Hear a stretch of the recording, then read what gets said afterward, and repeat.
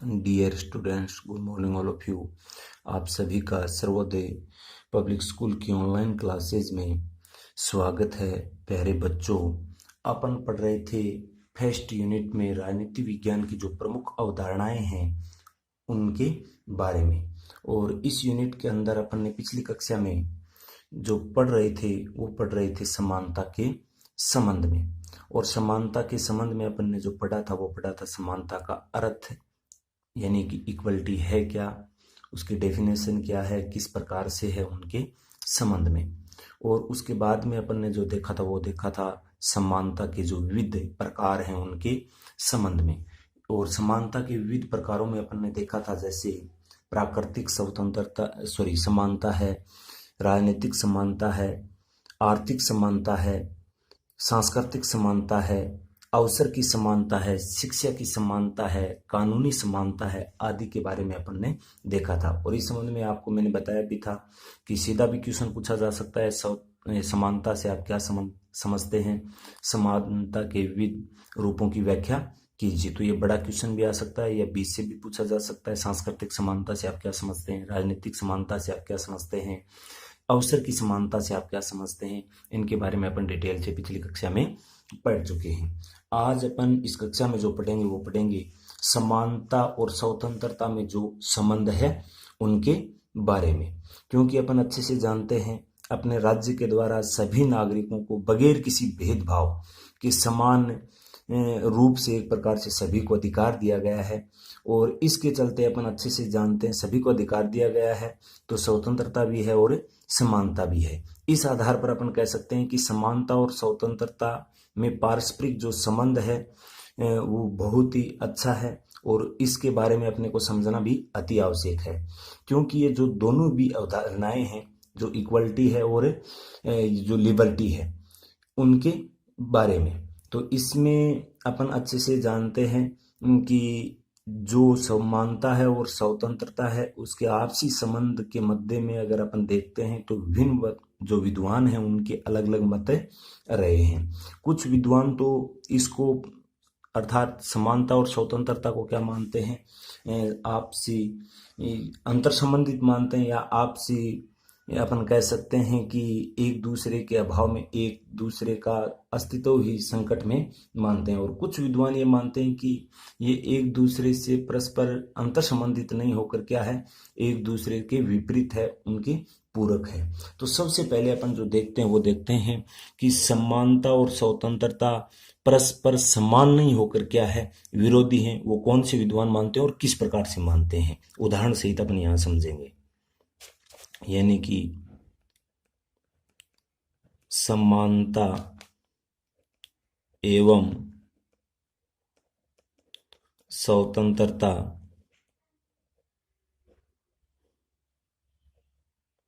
परस्पर विरोधी है। यानी कि ये क्वेश्चन कैसे बनेगा, समानता व स्वतंत्रता परस्पर विरोधी हैं, कैसे स्पष्ट कीजिए। तो ये अपने को जानना है कि ये कुछ विद्वानों ने ये माना है कि समानता और स्वतंत्रता आपसे अंतर संबंधित नहीं, ये एक दूसरे के क्या है, विपरीत हैं, विरोधी हैं। जबकि कुछ एक मानते हैं कि ये एक दूसरे के क्या है, पूरक हैं, यानी कि एक के बगैर एक का अस्तित्व नहीं है। तो अपन सबसे पहले देखते हैं वो देखते हैं कि समानता एवं स्वतंत्रता परस्पर विरोधी हैं।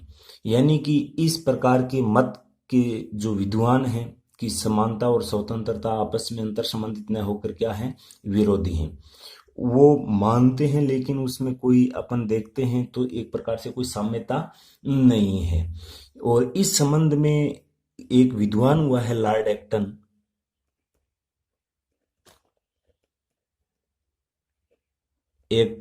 लॉर्ड एक्टन के अनुसार अगर अपन इसको देखते हैं तो उनका मानना था कि जो समानता का जब आवेश हो जाता है तो उस जगह स्वतंत्रता की आशा करना ही क्या है, व्यर्थ है। यानी जिस स्थान पर या जिस स्थान कह सकते हैं या जिस जगह कह सकते हैं, जो भी आपको उचित लगे वो लिख सकते हैं, जिस जगह पर समानता की बात आती है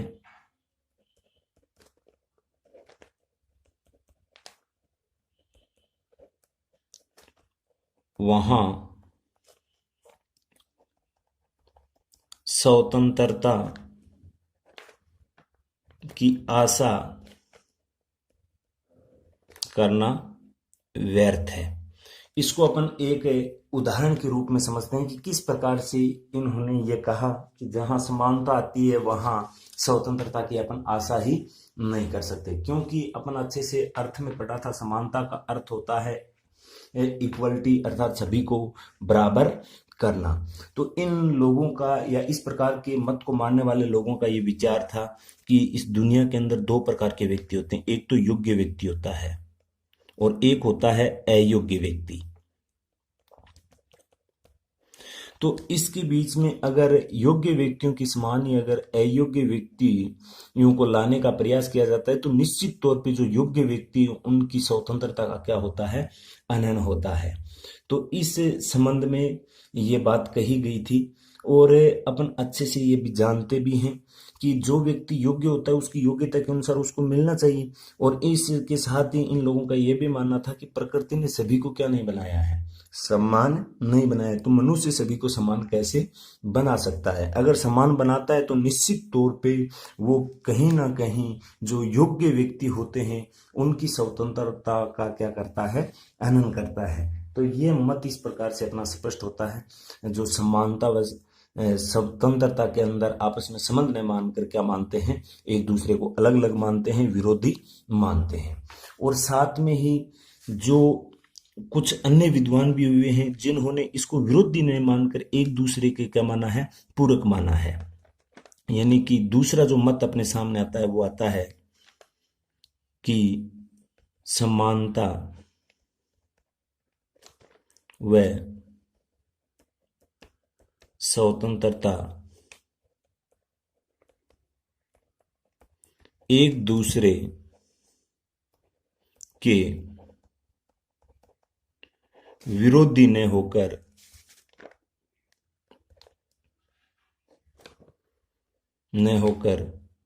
एक दूसरे के पूरक हैं। यानी कि विरोधी नहीं, एक दूसरे के पूरक हैं। एक दूसरे पूरक का अर्थ हुआ एक के बगैर एक का अस्तित्व संभव नहीं है, इस प्रकार से मानना है। इस संबंध में कुछ विद्वान हैं, उनके अलग अलग मत रहे हैं, उसको मैं आपको बता देता हूं। एक विद्वान हुआ है पोलार्ड। पोलार्ड का मानना है कि स्वतंत्रता की समस्या का एकमात्र जो समाधान है वो समानता में ही निहित है। यानी पोलार्ड ने स्पष्ट किया कि जो स्वतंत्रता है, स्वतंत्रता की अगर अपन बात करते हैं, स्वतंत्रता की समस्या का एकमात्र समाधान समानता ही है। यानी कि स्वतंत्रता तभी अपने को मिल सकती है जब अपने समाज के अंदर क्या हो, इक्वलिटी हो, समानता हो। ये तभी संभव हो सकता है जब अपने समाज के अंदर समानता होगी, जब अपने को क्या मिल सकती है, समानता। ये किसका मानना था, पोलार्ड का, जो इसको स्वतंत्रता और समानता को एक दूसरे के विरोधी ने मानकर क्या मानता है, पूरक मानता है। और एक अन्य विद्वान हुआ है रूसो, जिसके संबंध में भी अपन पढ़ चुके हैं। रूसो के अनुसार अगर अपन देखते हैं तो रूसो का मानना है कि समानता के बिना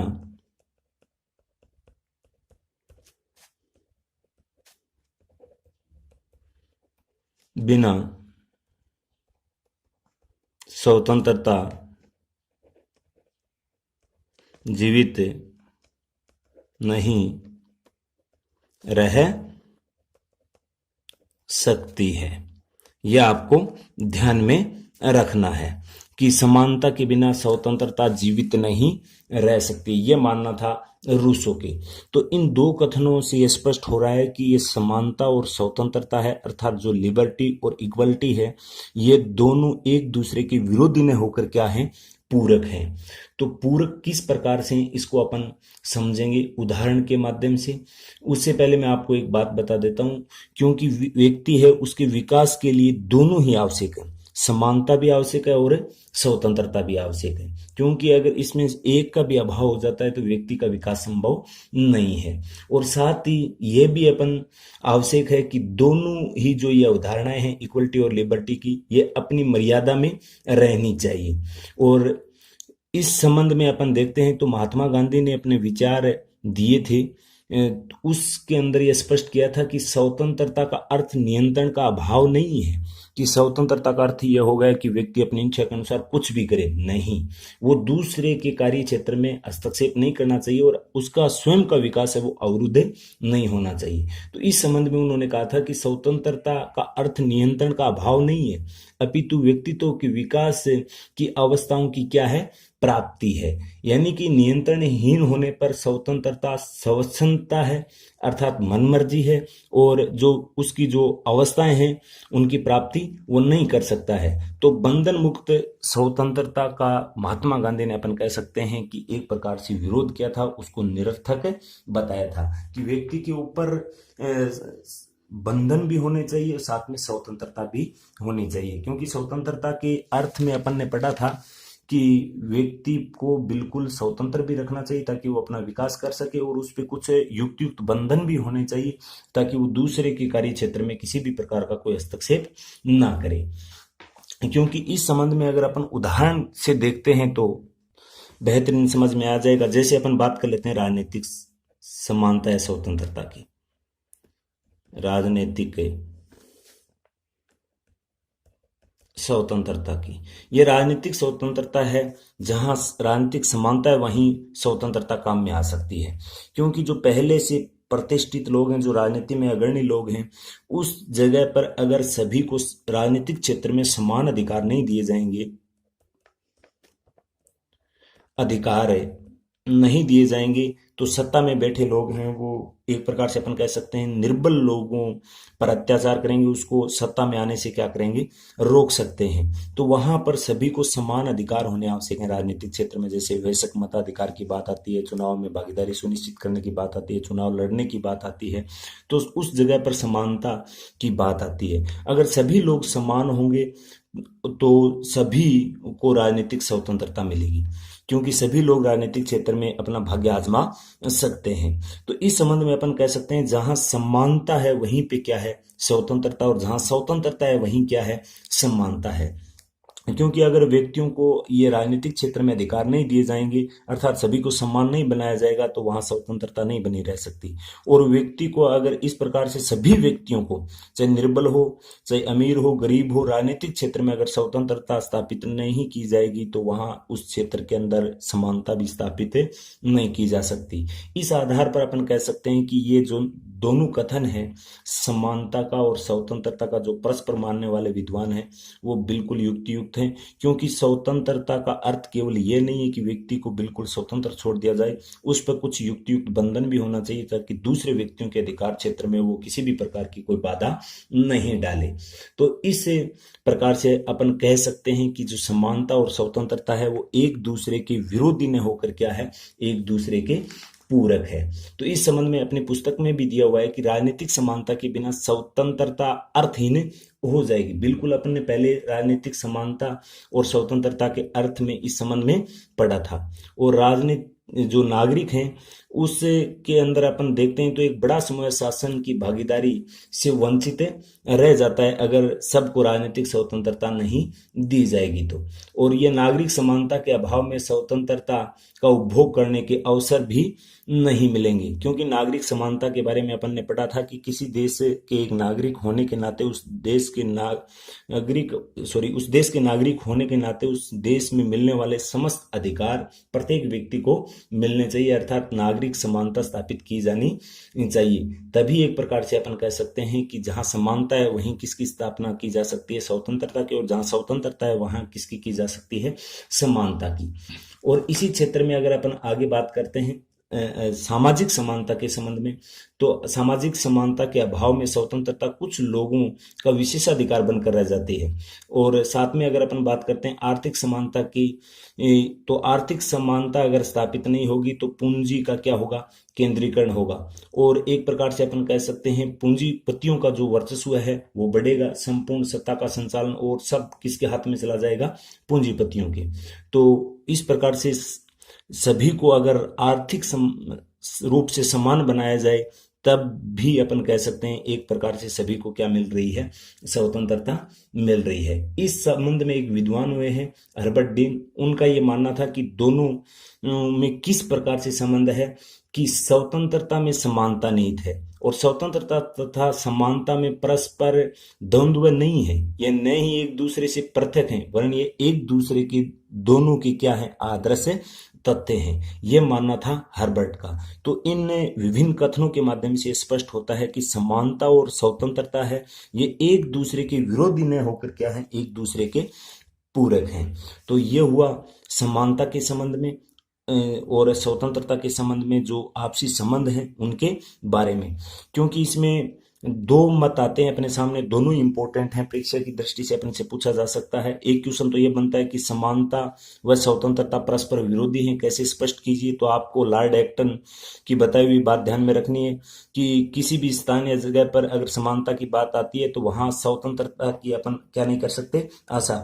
इन लोगों का मानना था कि जहां समानता स्थापित हो जाएगी वहां एक प्रकार से अपन कह सकते हैं कि स्वतंत्रता की आशा नहीं कर सकते। ये ज्यादा जो मत समर्थन देते थे वो प्राकृतिक स्वतंत्रता पे देते थे कि प्रकृति ने सभी को समान नहीं बनाया तो मनुष्य उसको सभी को समान कैसे बना सकता है। योग्य अयोग्य के आधार पर देखते थे कि योग्य व्यक्ति के बराबर अधिकार अयोग्य व्यक्ति को नहीं मिलने चाहिए। अगर योग्य व्यक्ति के बराबर या अयोग्य व्यक्ति को अधिकार, सब कार्य, उनके वेतन भत्ते आदि मिल जाएंगे तो फिर इस अपने समाज में कोई औचित्य नहीं रह जाता। ये मानना था जो स्वतंत्रता और समानता में परस्पर आपस में क्या मानते थे, विरोधी मानते थे। और जो समानता और स्वतंत्रता के आपस में संबंध मानते थे, अर्थात जो दूसरा क्वेश्चन अपनाया वो स्वतंत्रता और समानता में एक दूसरे के विरोधी न होकर एक दूसरे के क्या है, पूरक हैं या अंतर संबंधित हैं। तो ये क्वेश्चन अपने को ध्यान में रखना है। पोलार्ड रूसो के अनुसार, तो रूसो ने स्पष्ट किया था समानता के बिना स्वतंत्रता जीवित नहीं रह सकती। जहां स्वतंत्रता है वहीं समानता है और जहां समानता है वहीं स्वतंत्रता है। तो ये मैं समझता हूं कि आपको ये अच्छे से समझ में आ गया होगा। इसी के साथ अपना ये लेसन और लेसन के साथ ही अपनी ये यूनिट कंप्लीट होती है। आगे जो सेकंड इकाई है अपनी वो है जो आधुनिक राजनीति विज्ञान की जो अवधारणाएं उनके संबंध में, तो उसके बारे में पढ़ेंगे अपन आगे की नेक्स्ट कक्षा में। आज के लिए इतना ही, धन्यवाद।